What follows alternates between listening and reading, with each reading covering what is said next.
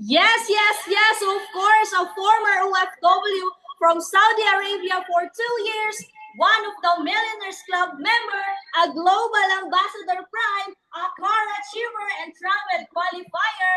Please help us welcome Mentor Regine Filizarta.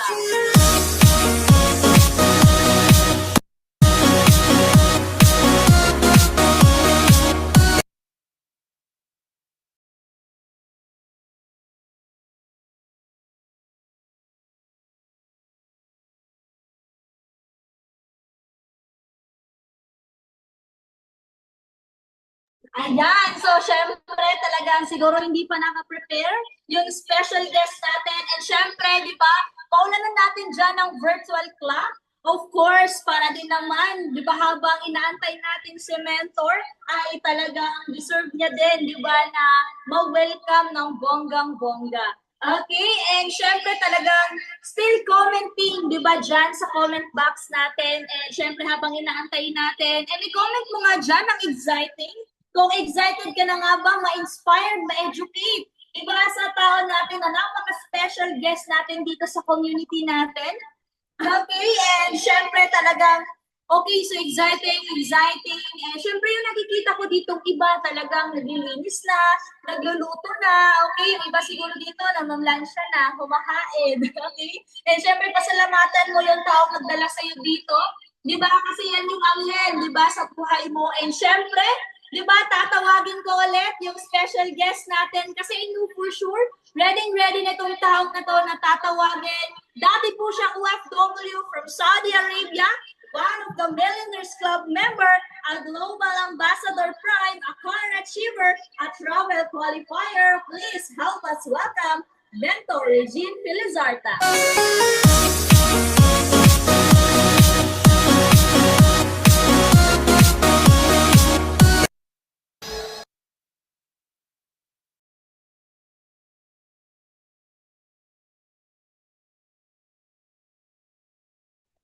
Hello everyone! Hello po sa lahat ng mga andito sa ating Zoom. Yes, kanina pa po ako andito. Actually, pag-start pa lang, pag-send pa lang sa akin ng link ni mentor nyo, talagang pumasok na ako kasi excited talaga akong mag-share dito sa inyong community. And thank you so much ayan kay Mentor Apple and siyempre sa ating beautiful host na si Jonah. Thank you so much po. Hello po sa lahat ng mga andito, kung part-timer ka man, nasa work ka man ngayon pero talagang binigyan mo ng time itong Zoom po natin, event po natin. Sa mga kababayan kong OFW, hello po sa lahat ng mga kababayan kong OFW. Hello sa inyong lahat. So, excited na po ba kayo? Actually po, sa lahat po ng mga OFW, I know na nakikita nyo na rin ako. 'Di ba sa mga posts, nakikita nyo na rin ako matagal na. Pero ngayon, excited ako mag-share sa inyo kasi meron ako mga bagong ikukwento sa inyo. Mga bagong talagang masabi mo talagang ito si Mentor Regine, ito yung gusto kong mangyari sa buhay ko kasi nagawa niya. Ibig sabihin, magagawa ko din. Oo. And pwede po bang pa-comment naman kung saang bansa ka ngayon? Sa lahat po ng mga OFW, kahit nandito ka sa Pinas, saang lugar ka man ngayon? Ayan, watching from Dubai, si Marilyn, si si Dodong from Malaysia. Hello sa mga team Malaysia from Dubai, from Oman, ayan, from Saudi, meron nanonood sa atin from Pasig, ayan, malapit ka lang sa akin. From Saudi Arabia, ayan, sa watching from Panama. Oh, ayan, dami. So, yan. So, very good. And sa lahat po ng nanonood sa ating live, kasi naka-live tayo ngayon. So, sa lahat po ng manonood sa ating live, and di ba? And magre-rewind mamaya sa live, yung mga busy, tapos sa live manonood. Ayan, so hello sa inyo. Ayan, so excited na din ako mag-share. And yes, totoo po yung sabi ng ating host, Dati po akong OFW and dahil sa programa natin, dahil sa company natin, dahil sa community natin, isa po ako sa OFW na nakauwi for good. And siyempre nagkaroon ng savings and ito pinaka the best part sa akin kasi sa abroad pa lang nagkaroon na po ako ng savings dahil yan sa magandang sistema natin. So, and start na po tayo. Nakakatuwa no, ang daming mga nanonood sa atin. Clear po ba, host? Okay, kita po ba sa screen? Yes po, apply. Yes. So, ayan. Regine Felizarta, also known as OFW Superstar. And sa inyo na lang yan. So, bago ang lahat. So, siyempre, bago tayo pumunta sa paano ba ako napresentahan, paano ba ako natulungan ng community, siyempre, pakita ko muna sa inyo yung dahilan kung bakit ako nag-abroad. Sa lahat po ng mga OFW, I know nakaka-relate ka. Sino dito ang kaya ka nag-OFW kasi talagang kailangan mo nang bayaran lahat ng mga utang-utang?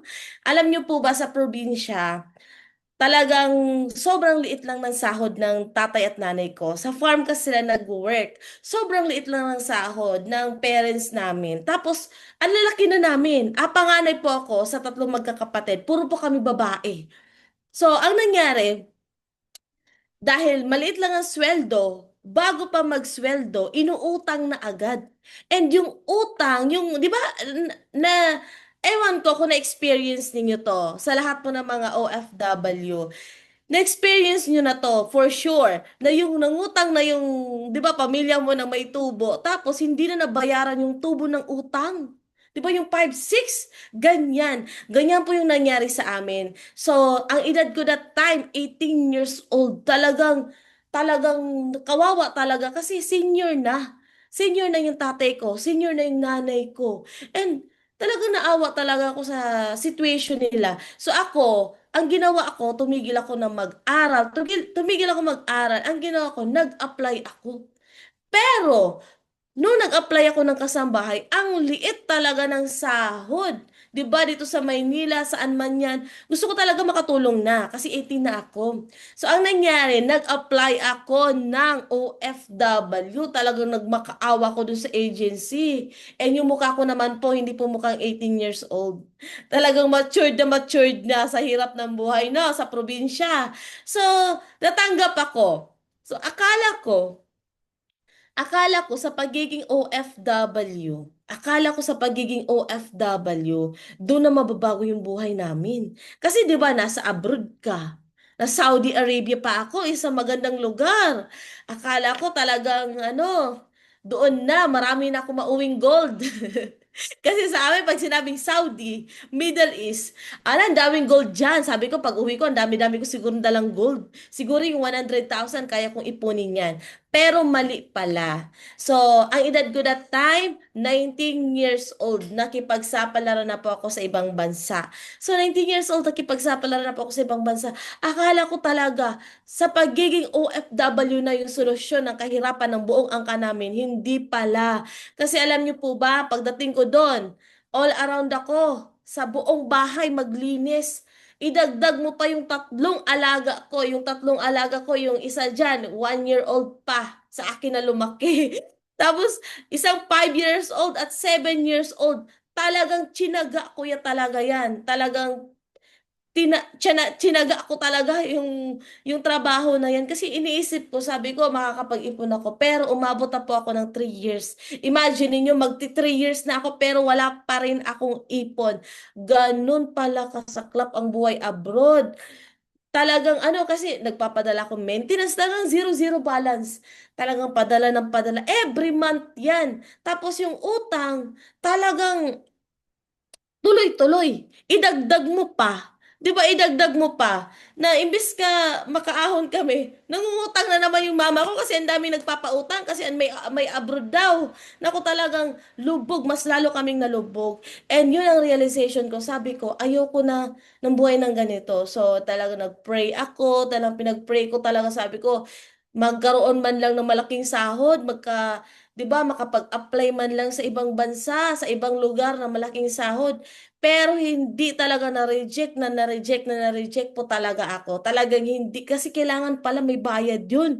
Di ba, ang laki pala ng binabayad. Eh sabi ko, gusto ko na ng freedom. Kasi, nung nakilala ko yung mentor ko, nung sinama ko sa Zoom, may nakausap ako, yung mentor ko. Talagang nung sinama ko sa Zoom, sabi ko, gusto ko na makawala sa pagiging OFW. Na-realize ko kasi na sa buhay natin, hindi pala pwedeng puro kan lang trabaho. Hindi pwedeng talagang kayod ka lang ng kayod kasi maganda pala talaga ang mundo. Kasi nakita ko talaga sa mentor ko yung nagta-travel, pumunta sa iba't ibang lugar. Talagang nasabi ko talaga na, ay, talagang pwede pala. Kaya pala. So talagang ako talaga, gusto ko na talaga makawala sa ganong sitwasyon. Kasi ang hirap pala ng buhay, OFW. Akala mo, dahil nagtatrabaho ka, dahil kumikita ka, okay na. Pero ang hirap kasi homesick, 'di ba? Naranasan ko talaga yung homesick, magkasakit ka, ikaw lang mag-isa. Tapos yung namimiss mo yung pamilya mo, wala kang magawa kasi may kontrata kang pinirmahan na ilang taon. Tapos pag may emergency, hindi ka naman pa uuwiin kasi babayaran mo yung ticket, eh zero-zero balance ka nga. 'Di ba? So hanggang nag-decide ako. And ang good news, kasi isa ako sa OFW na project. So sabi ko, hindi talaga pwedeng, may purpose eh. Sabi ko may purpose kung bakit ginaid ako ng mentor ko. May purpose kung bakit ako nakilala ng mentor ko. May purpose kung bakit ko siya nakita sa Facebook, kaka-scroll ko, 'di ba? 'Di ba ako mismo yung naghawi. So talagang talagang may purpose 'yon. And isa po ako sa isa po ako sa natulungan ng project. Kumbaga na project ako ng community natin na Makauwi for Good na OFW. And that time, yung picture na yan, pauwi po ako niyan. Yan na yung time na talagang nag-decide na ako kasi sa sa Saudi, talagang nakapag-ipon na po ako dahil sa negosyo na to online. Dito pa ako nakapag-ipon. Sa sahod ko wala na akong nasahan.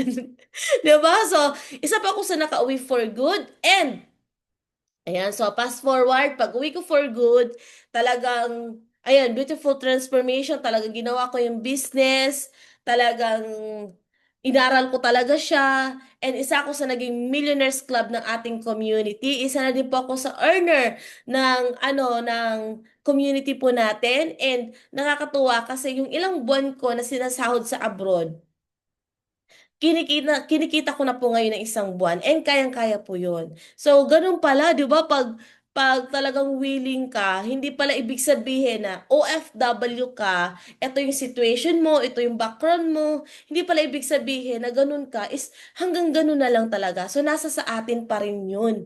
Kung gustuhin po talaga natin, magbago yung buhay natin. So, hindi lang yon. So, isa sa talagang masasabi ko talagang thankful ako kasi ako po talaga love ko yung gusto-gusto ko talaga yung nakikita nyo. Di ba maraming mga vloggers yung pumupunta sa mga iba't ibang lugar, iba't ibang places, nag enjoy sila. Tapos, masabi mo talagang, ano kayong ginagawa ng mga yan? So, ito yung ginagawa natin para tayong mga vlogger pero hindi na natin kailangan ng napakadaming followers. Di ba hindi natin kailangan yan? Hindi natin kailangan na talagang tumodo ng followers.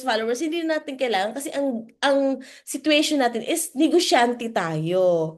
So, nag-share tayo ng opportunity sa kapwa natin. And yan po yung mga na-experience ko dito. So, ako, ang dami ko na din po talagang lugar na napuntahan na na-experience. And masabi ko talagang bonus yan. Bonus po yan dito sa business po natin. And eto, yung aking first car, oh, 'di ba? Nakakatuwa kasi isa ka lang OFW. Eh nakita niyo naman yung probinsya namin. 'Di ba yung situation namin? So isa po ako sa talagang buhay na patunay na kayang-kaya talaga. So yan po yung aking first brand new car. Yan yung Honda BRB. So, seven-seater po yan. Talagang pang family kasi meron akong video, meron akong vlog na Nung na nung na-video call ko po yung parents ko, sabi ko andito na yung susi, andito na yung sasakyan. Talagang umiyak po talaga yung tatay ko. Kasi hindi siya makapaniwala, kasi hindi naman talaga kapani-paniwala na, 'di ba, probinsyana ka tapos nag-OFW. 'Di ba?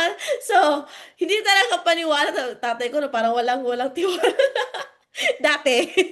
Pero proud yung tatay ko. And isa po yan sa magiging regalo ninyo sa pamilya ninyo pag nakita nilang gumagaan yung buhay ninyo. So, ayan.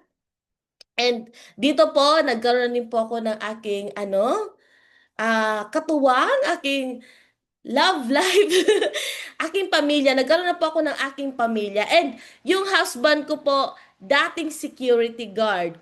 Kung isa ka po ngayon sa empleyado, ma-inspired ka kasi yung husband ko, dating security guard, pero isa din po siya sa nagpatunay na pwedeng-pwede po talagang mangyari na magtulungan kayo. Kayo kung ikaw, OFW ka, and yung husband mo, empleyado ngayon, it's okay. Nandito ka sa business, it's okay. Okay lang yan. Ang gawin mo, ikaw mismo, patunayan mo para yung asawa mo sumunod sa ginagawa mo. And yun ang gusto ko kasi talagang mahirap po talaga ang buhay empleyado. Kasi nakita ko po talaga yan sa asawa ko po talaga, sa husband ko. Nakita ko po talaga sa husband ko na talaga nahihirapan talaga siya. Kaya ako mismo talagang tinodo ko na po talaga yung business kasi gusto ko po pati siya, 'di ba? Kung hindi man niya natupad ng mga kabataan niya yung pangarap, ngayon matutupad na niya. Mm. Ayan, savings. And dito po nagkaroon po kami ng malaking savings talaga kasi talagang dalawa na kami nagtutulungan. Kung dati-dati ako lang mag-isa, nagkaroon nga ako ng sasakyan. What more pa kaya na dalawa na kaming mag-asawa ginagawa yung business. And isa yan sa proud talaga ako kasi nga naisama ko po yung pamilya ko dito sa negosyong ito. Pati po yung mga kapatid ko kasama ko na din po sa negosyo. Ayan. So, ayan, nakita nyo. Yan po yung husband ko. Yan po yung mga time na ginagawa niya yung business.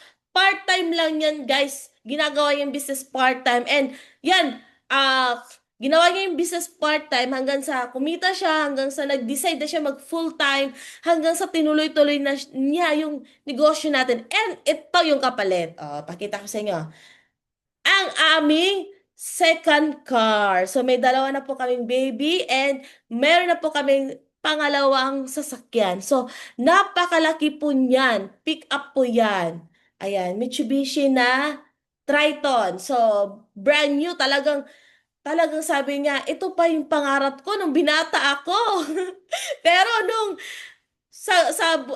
ilang years na siya, 9 years nagtrabaho, iba't ibang trabaho, talagang nag-security guard, talagang nagtrabaho ang dami niyang trabaho talaga na pinasukan kasi pangarap din niya makapag-ipon magkaroon ng malaking bahay. Pero ayan po, nakakatuwa kasi nakapagpagawa po siya ng bahay ng parents niya. And ayun, nalabas na rin po, kumbaga, nakabili na siya ng kanyang sariling sasakyan. So, second car po namin yan. Ay, di ba? Sobrang ganda. And yan po yung talagang ako mismo, talagang na-inspired, ako mismo talagang proud ako sa ginawa niya kasi talagang pinatunayan din niya na kahit security guard, kahit ganun yung estado ng trabaho niya, malakas loob niya eh. 'Di ba? Sayang naman yung sabi nga niya sayang naman yung pagiging malakas ng loob ko na hindi ko siya gagamitin sa ganitong opportunity kasi pwedeng-pwede talaga mangyari yung ganyan. Ayan. So bakit kailangan mong simulan agad? So kaya ko sinimulan agad kasi unang-una, ayokong dumating sa point na meron emergency sa pamilya namin. Lalo na ngayon sa sitwasyon ngayon, 'di ba? May mga lindol, may mga baha, may mga ulan. Ang dami-daming mga hindi mo inaasahan. Tapos wala ka dito sa Pilipinas, wala ka sa pamilya mo, hindi mo nahahanap, hindi mo makakasama ang anak mo. 'Di ba? Second, gusto ko makasama yung anak ko. Gusto ko yung pakiramdam na ako yung mismo mag-aalaga sa anak ko, hindi yung ibang bata yung inaalagaan ko. Kasi guys, yung pera, kayang-kaya naman kitain yan dito. Pero yung mga oras na hindi mo kasama yung anak mo, hindi mo kasama yung asawa mo, hindi mo kasama yung pamilya mo, yan talaga yung parang talagang magsisisi ka ba? Na may mga panahon, may mga taon na hindi mo sila kasama. And ikaw, kung OFW ka ngayon, lalo na ngayon, Pasko na, 'di ba magpapasko na, hindi mo sila kasama, hindi ka makakapagpasko, makakapag-New Year dito sa Pilipinas. It's okay. Gawin mo 'to, talagang todo mo 'to para next year kasama mo na sila. at hindi ka na babalik pa sa ibang bansa para maging OFW. Babalik ka sa ibang bansa, 'di ba, para mag-travel na lang. Ayan, emergency fund.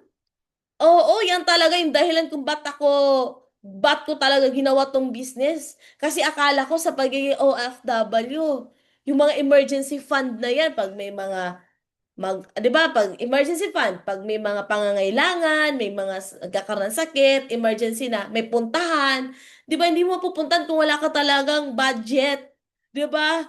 Eh nakala ko sa pagiging OFW kaya ko 'yan, pero hindi pala, hindi makakapag-ipon. Pero ngayon, thankful ako kasi ang ganda-ganda ng ginagawa natin dito sa community natin. So isa 'yan sa dahilan kung ba't talaga ako nag-start sa business na 'to.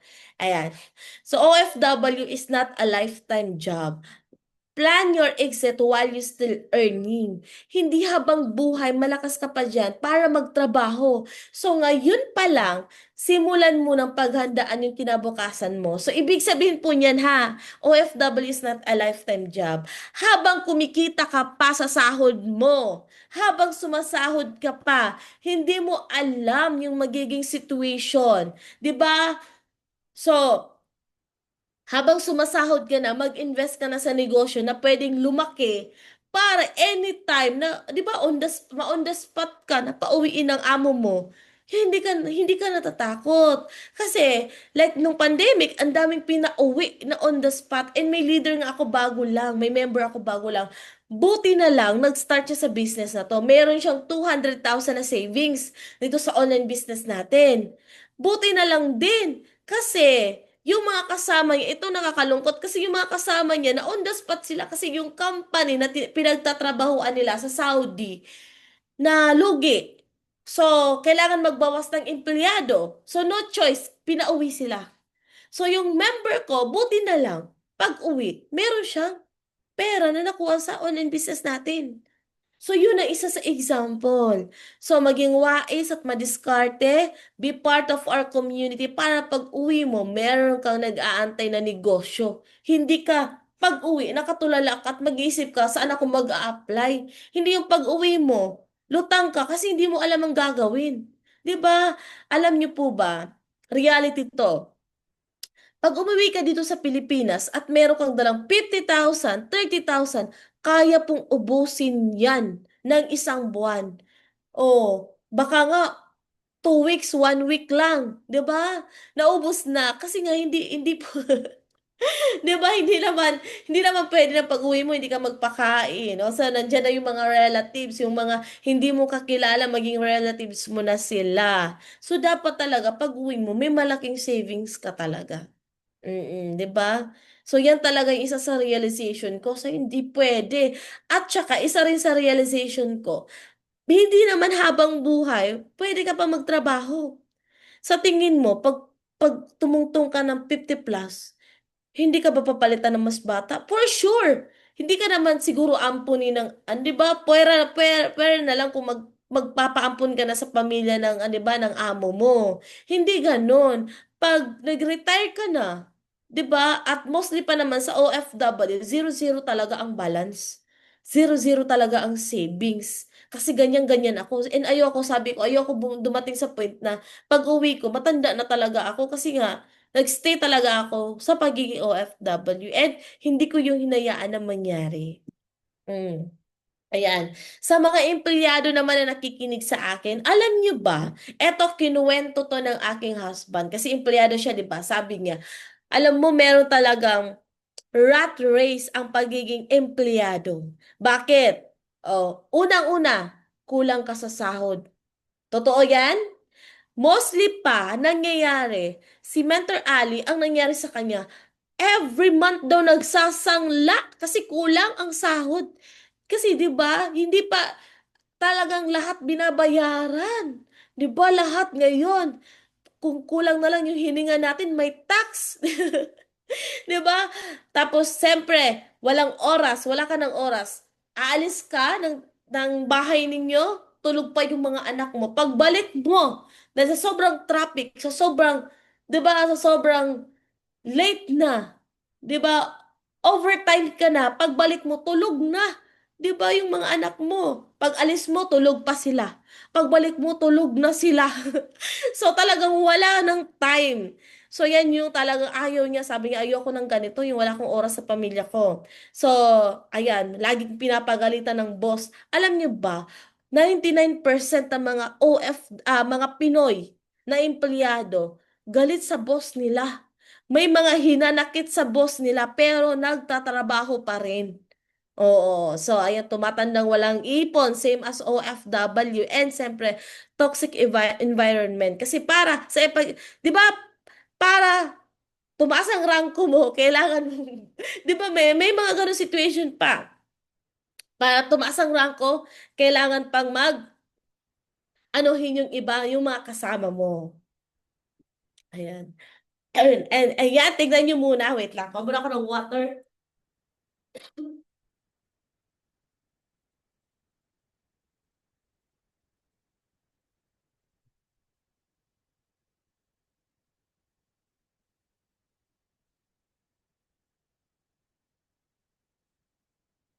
Ayan, so, tingnan nyo muna yung picture na yan. So, ako mismo, sobrang proud ako sa company kasi talagang dito talaga nabago yung buhay ng pamilya ko. Talagang, pag tinignan mo yung picture na yan, imaginein mo na lang, ito na lang, imaginein mo na lang, pamilya mo yung nasa picture na yan.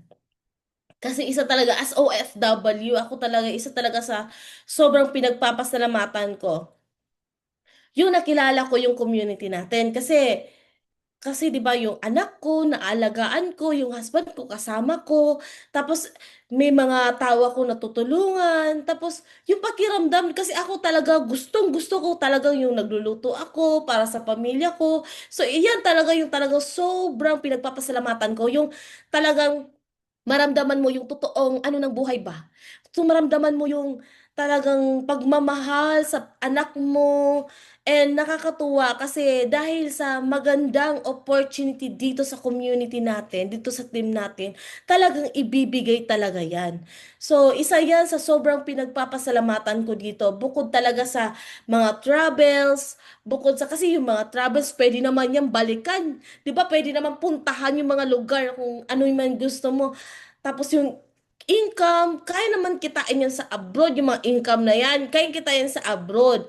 Pero yung oras na, di ba, di mo kasama, di mo kayakap yung anak mo, yung mga oras na di mo sila natuturuan, di mo sila nag-guide, yung mga time na di mo, di ba, yung mga, yung mga panahon na dapat andun ka, kasama mo yung anak mo, yan yung wala. 'Di ba? Yun yung wala kung nasa abroad ka. 'Di ba? Yung time na, 'di ba? Ang sarap sa pakiramdam, nanay ka. Tapos dito sa opportunity nakakuha ka ng kotse. Tapos ihahatid mo sa school yung anak mo kasi mag-aaral. Napaka pangarap po 'yan kasi alam niyo, nanay na po ako. Alam ko yung pakiramdam na, 'di ba, ilang days na nga lang pag nasa travel kami ng husband ko. Ilang days, 4 days, 5 days, 1 week lang na di namin kasama yung anak namin. Talagang nararamdaman mo na yung nagtatampo na talaga yung anak mo, 'di ba? Nararamdaman mo na yung gustong gusto, yung iyak ng anak mo kasi gustong gusto kanila makasama, yung yakap talaga. Ramdam na ramdam ko yan. Kaya talagang isa lang talaga ang sinabi ko talaga. Sabi kay Mentor Ali, sabi ko sa husband ko, sabi ko, buti na lang. Buti na lang sa abroad, talagang tinapangan ko, buti na lang sa abroad, talagang nag-start na talaga ako, talagang nag-decide ako, gumawa ako ng action. Buti na lang talaga kasi ito pala yung kapalit. Hindi ko na na-imagine ang ganito. Ang na-imagine ko magkaka-family ako soon, pero hindi ko in-imagine na ganito pala yung ibibigay ng company natin, yung buhay na ibibigay ng company natin. 'Di ba yung comfort na ibibigay ng company natin? And isa yan sa sobrang thankful talaga ako sa company natin. 'Di ba? Kasi meron tayong stable na company, may best na community pa tayo. Ayan. So, your success depends on you. So, isa yan sa talagang masabi kong, yes, kasi, alam niyo po ba, na pag nag-never give up ka talaga sa pangarap mo, whatever it takes. Kasi ako, ang dami ko na, noon, alam nyo ba, noon, nung OFW ko, ang dami nagsasabi sa akin na, ay, hindi totoo yan, magsasariling company, talagang hindi ka kikita dyan, wala kang mararating, ano bang alam mo dyan? Kasi OFW, ano bang ano bang alam mo sa pagiging negosyante, OFW ka. Ang alam mo lang naman is maglinis, mag-alaga ng mga bata. Yan ang sinabi sa akin. Ang dami kong narinig yan. Pero sabi ko, hindi ko, hindi ko kailangan ng, di ba, hindi ko kailangan ng mga comments nila. Ang kailangan ko ngayon, paano ako makakatulong sa pamilya ko? Paano ko mas palalaguin yung sahod ko? Paano yung gagawin ko para makapag-for good na ako? Para gumanda na yung buhay ko. So ako mismo yung nag-decide. Hindi yung mentor ko, hindi yung company. Ako yung mismo nag-decide sa mga gusto ko. Ako mismo yung nag-decide and gumawa ng aksyon na sumali dito kasi alam ko na ito yung makakatulong sa akin. And napakaswerte natin kasi meron na tayong mga mentor na mag-guide sa atin. And yan yung isa sa dapat ipagpapasalamat mo sa nag-imbita sa'yo at nagsama sa'yo dito sa Zoom. Yes. So, sa lahat po, ayan, marami pala nagko-comment, kayo ko lang nabasa. Yes, tama. Sabi nga, nakaka-relate. Yes, tama 'yun. Ayan, meron ito. Basahin ko lang ha. So, relate po talaga ako, sabi ni Dilima LV. Pag shinirang ko po yung mga kaibigan ko, tinawanan. Yes, marami akong ganyan na kaibigan, tinawanan ako. Pero ngayon, pag nakausap ko sila, ang masasabi lang talaga nila sa akin, proud na proud sila at hindi daw ako nakinig sa kanila. Kasi sila ngayon, andun pa rin sa abroad. Talagang ayun, talagang wala na daw talaga silang ibang choice kundi mag-abroad na mag-abroad. And meron ako mga kaibigan na ganyan din. Di ba ganyan din? Tinawanan din ako. Pero nakita niyo yung opportunity. Nakita na nakapag-for good ako. Naging business partner ko na sila. And isa yan sa sobrang thankful ako. Kailangan lang pala ikaw, no? Kailangan lang pala ikaw pala yung maniwala. Kailangan ikaw pala yung mag-decide and gumawa ng action. Kasi ako sobrang thankful ako. Kasi hindi lang ako, pati yung kapatid ko, pamilya ko, parents ko, kasama ko na sa business, pati yung husband ko. And good news, pati yung mga anak ko ngayon. Meron na silang mga savings and excited ako mag-aral sila kasi hindi ko na kailangan pa maghanap saan yung ano ba yung ibabudget sa pag-aaral nila kasi meron na po silang sariling income dito sa business natin kasi may part na po sila ng ating community. So, ayan, thank you so much everyone! Ang dami ko na pong nasabi sa inyo. And excited pa po ako sa mga next na pagkikita po natin kasi mas marami pa ako i-share. So, ayan, thank you everyone. And balik ko na po sa ating beautiful host. Yes, thank you so much, Mentor Regine, sa napaka-ganda at napaka-inspiring, di ba, na shinare mo sa amin na journey dito sa business na meron tayo. And of course, syempre po, Mentor, bago kita pakawalan, may mga something questions lang naman po tayo, mentors, na okay lang naman, Mentor. Okay. Ayan, so, okay, so, bali po, Mentor, ayan.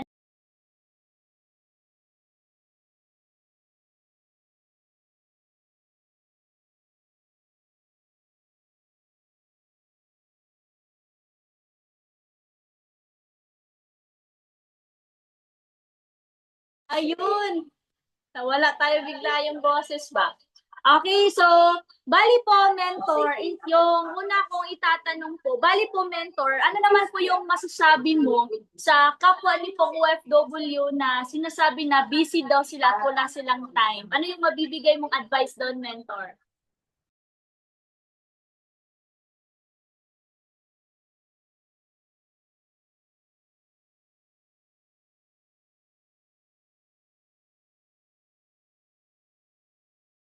Okay, ano po, mens? Ulitin? Okay.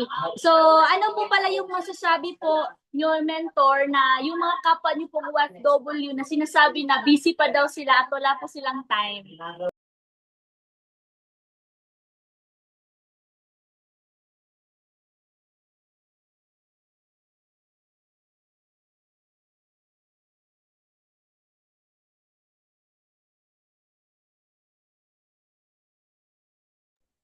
Pa-unmute ako, pa-unmute.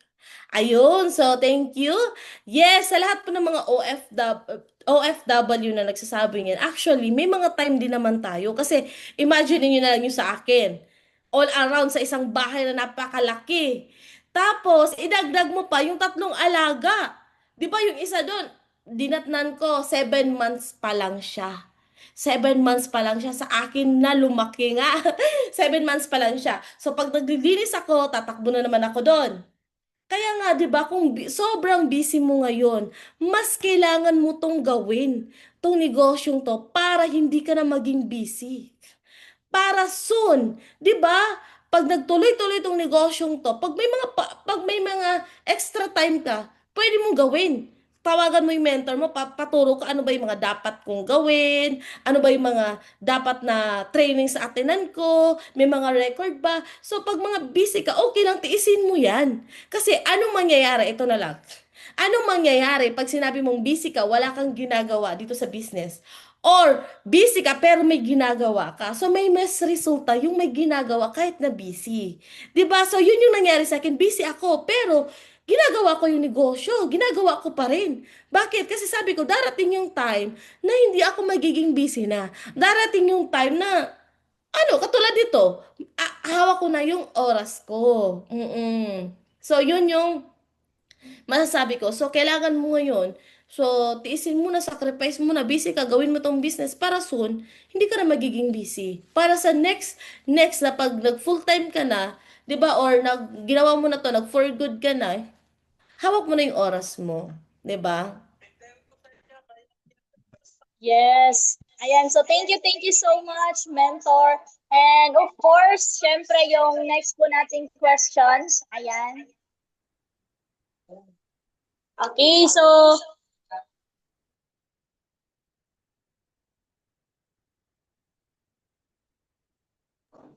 ayan, so yung next po namin question sa iyo, mentor, okay, so ano naman po yung may advice nyo po doon sa mga itatanong pa daw sa asawa, mentor, sa anak?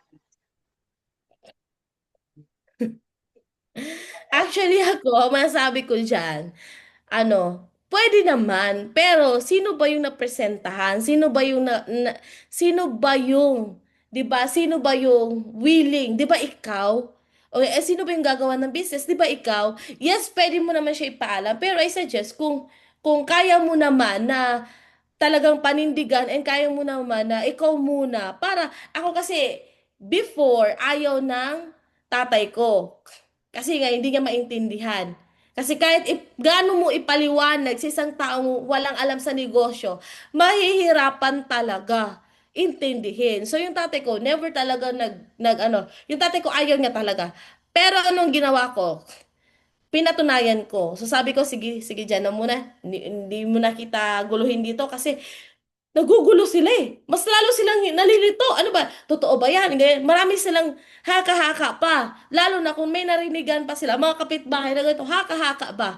So, sabi ko, ako na muna. So, ako na muna yung nag-decide, ako muna yung gumawa yung business, pinart-time ko muna. Nung kumita ako, alam niyo po ba magkano lang ang income ko at napahiyes ko ng tatay ko? Nung kumita ko ng 11,000 sa business, pinakita ko sa tatay ko, sobrang proud na ng tatay ko. So, ibig sabihin pala, kailangan muna ikaw magka-resulta.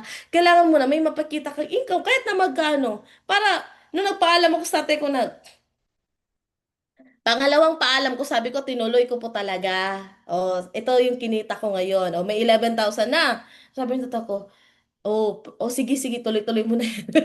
Ganyan na. So, ibig sabihin, pag ipakita mo, siyempre, ganun talaga. Alam nyo naman ang Pinoy, di ba? O, lalo na pamilya. Yes.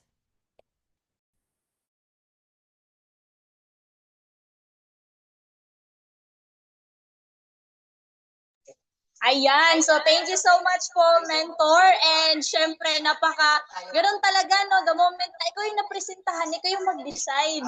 Okay, kagaya na lang naman ni mentor G na talagang tinuloy-tuloy talaga niya yung business niya. And the same time, napaka-worth it din talaga.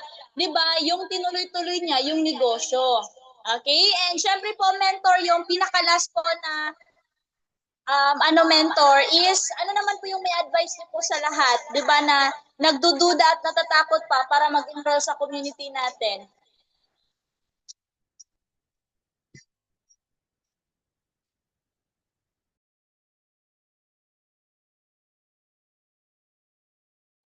Hello? Sis, nagputol-putol yung boses mo. Pwede pa ulit ako ng question?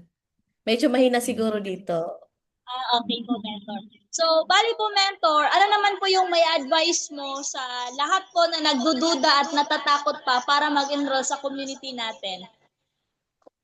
Ayan. So, sa lahat, nakita nyo naman yung ganda ng community natin. So, siguro, kailangan mo muna subukan. Subukan mo muna, i-try mo. 'Di ba kasi kung ano naman yan makikita mo naman yung ganda ng community pag andun ka na. Hindi mo na kailangan pa na, 'di ba kasi pag once kasi nagduda ka or wala ka pang tiwala, ibig sabihin hindi ka pa talaga totally talagang kumbaga yung sarili mo ba. So pag ganyan na half-hearted ka pa, hindi ka pa talagang mahirapan ka din gagawin yung business, hindi ka makakatodo. So, I-suggest ngayon, subukan mo muna. I-try mo muna yung yung enrollment ng community. Yun, thank you so much po, Mentor Regine, sa napaka-clear, di ba, na pagsagot sa mga katanungan po sa mga nagtatanong dito na mga guests and lalong-lalo na sa mga leaders na nandito po. And of course, Mentor, bago po tayo di ba, maghiwalay-hiwalay, okay lang ba, Mentor, mag-take picture po tayo para may remembrance din? And syempre, sa lahat po na nandito sa Zoom, okay lang ba na mag-on cam tayo para din naman of course, makita ka at makasabay ka, di ba, na nandito ka sa loob ng Zoom. And of course, Tek, okay lang ba na pa-add spotlight si Mentor Regine? Okay. Ayan, so, take picture, naka-on cam na ba ang lahat? Okay, sige po, Mentor, smile na lang po tayo. Okay, and 1, 2, 3, smile!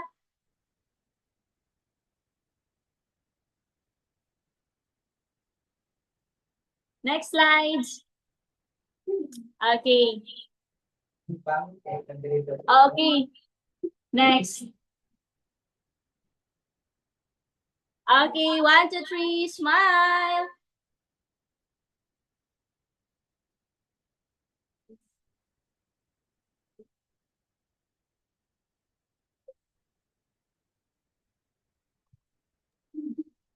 Okay na ba, Tek? Okay, next page. Last page pala. Okay. 1, 2, 3, smile.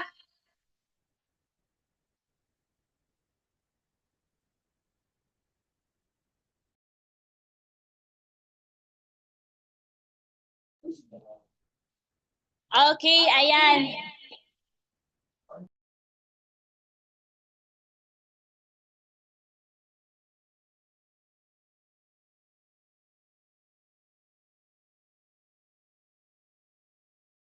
Yan, so thank you so much sa lahat na nandito ngayon sa event na meron tayo, especially sa Facebook Live na nanonood. And syempre, balikan mo yung taong nagdala sa'yo dito sa event natin. And I know for sure, may good news yan sa'yo. And syempre, reserve mo na yung slot mo. Kasi bakit? Mag-take action ka lang, mag-decide ka lang ngayon. Kasi syempre, kung ano yung mga na-decide mo ngayon, yan yung magiging future mo. Kung gusto mo yung naging resulta, di ba, nang share natin kanina, kailangan mo lang umpisahan. Okay, yan yung isa sa mga step para din naman sa ganon, yung naging resulta niya is kaya mo din yun gawin. And with that, congratulations everyone sa lahat po nandito sa event natin ngayon, especially na nanonood sa Facebook Live natin. And with that, I'm Coach Jonafi and ako yung host for today and God bless us all.